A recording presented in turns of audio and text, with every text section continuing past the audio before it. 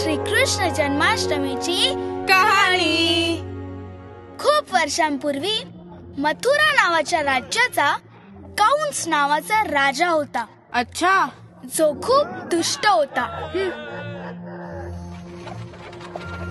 त्याची बहीण देवकी हिचे लग्न वसुदेव यांच्यासोबत झाल्यानंतर एक आकाशवाणी झाली. आकाशवाणी काय म्हणाली? कंसा, तुझे अन्याय आता लवकरच संपतील. देवकीच्या पोटी येणारे 8वे बाळ तुझा वध करेल. मग काय झालं? कंसाला याचा राग आला. त्याने देवकी व वसुदेव या दोघांनाही जेलमध्ये टाकले. अगे देवा.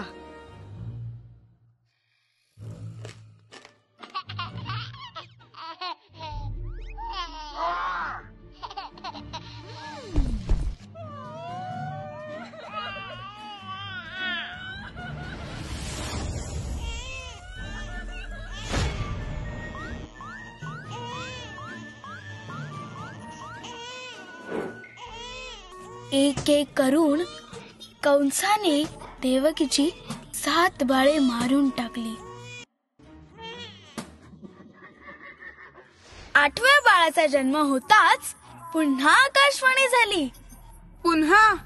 मग काय म्हणाली?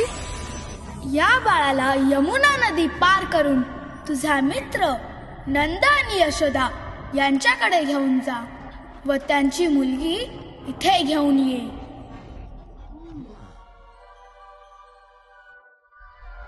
पण ते तर जेलमध्ये होते ना. वसुदेवांच्या लक्षात आले. अचानक हातातल्या हातकड्या मोडून पडल्या. त्यांनी बाळाला टोपलीत ठेवले. मग काय झालं? जेलचे दरवाजे आपोआप उघडले. पहारेकरी कंसाचे सैनिक झोपून गेले. अगं काय सांगतेस काय? मग काय?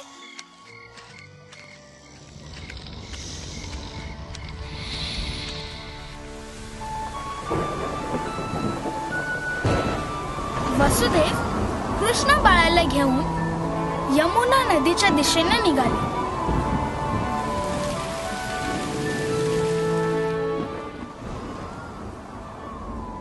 पण यमुना नदीला तर पूर आला होता. अरे बापरे. मग? पण तरीही पाणी काही वसुदेवांच्या खांद्यावरून जातच नव्हते. अचानक 10 तोंडे असलेला साप पावसापासून बाळाचे रक्षण करायला आला.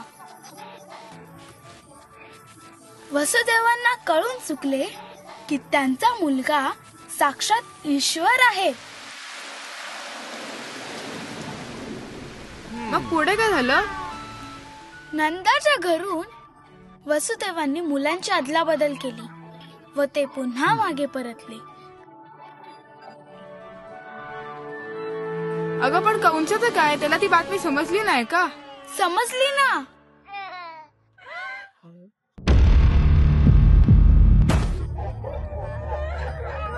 पण जेव्हा कंसाने बाळाला मारायला उचलले तेव्हा त्या बाळाची दुर्गा देवी झाली आणि म्हणाली, देवकीचे 8वे बाळ जे तुला मारणार आहे ते योग्य जागी आधीच पोहोचले आहे आणि ते लवकरच तुझा अंत करेल.